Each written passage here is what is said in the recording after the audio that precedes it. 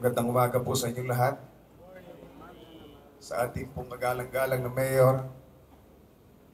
Mayor Alex Anticola, sa ating pong Vice Mayor Sakilayan, at sa mga bumubuo po ng ating sanggunian, sa ating Congressman na AJ Anticola, magandang umaga po. Sa mga kapwa po kawani ng pamahalaan, nakasama ko ngayon, mga kababayan ko sa Imus, maraming salamat po.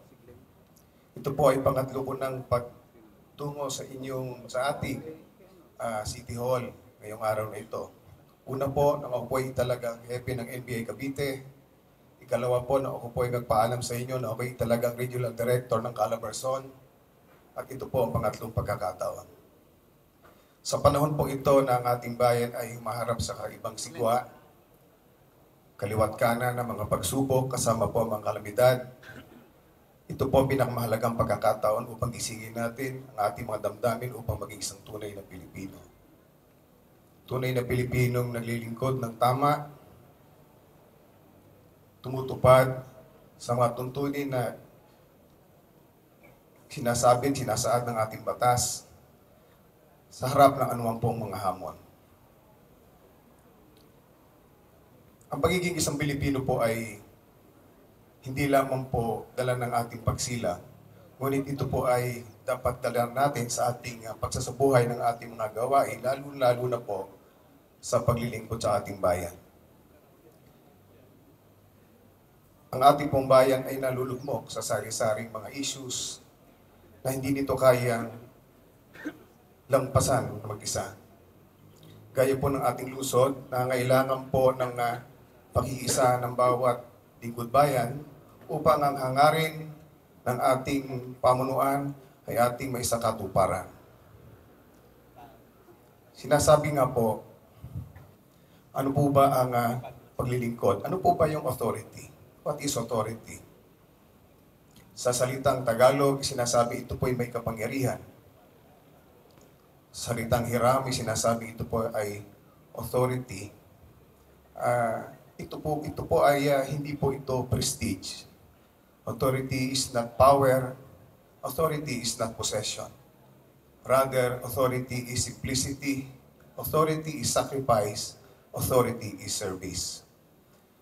Sa mga kababayan natin nandito ngayon, lalong higit ang mga kabataan, natatanong po natin sa ating mga sarili, lagi po ba tayo makikinig sa sasabihin ng speaker? O pinakikinggan din po ba natin ang laman ng sarili nating puso bilang mga mamamayang Pilipino o mamamayang Imus? Nakapagbahagi po ba tayo ng mga bagay na ikararangal ng ating bayan? Nakapag-akay po ba tayo sa ating mga kapwa Imusenyo sa tamang daan upang kahit na wala mga paa natin dito sa ating bayan, patuloy tayong ikararangal at ipagmamalaki ng ating bayan? Siguro po, marami sa atin bago makapasok sa pamahalaan, puno-puno tayo ng panalangin at pangako sa Panginoon.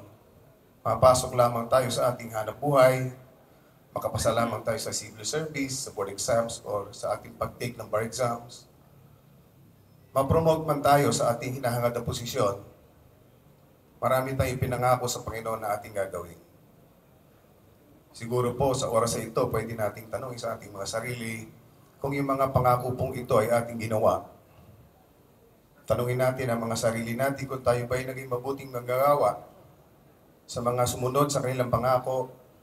Pinabati ko po kayo. Ngunit sa ilan na ang natutunan ay mandaya sa oras, mandaya sa kapwa manggagawa, hindi po ito maganda. Ito po ay suliraning mayroon ng lahat ng ahensyang pamahalaan. Ngunit ako'y naniniwala na sa pag-akay ng kapwa mabuting Pilipino sa kanyang kapwa Pilipino, sa pagtuturo ng tamang gawain, sa pamamagitan po ng mga tamang halimbawa, marami po tayong maakay para sa tama.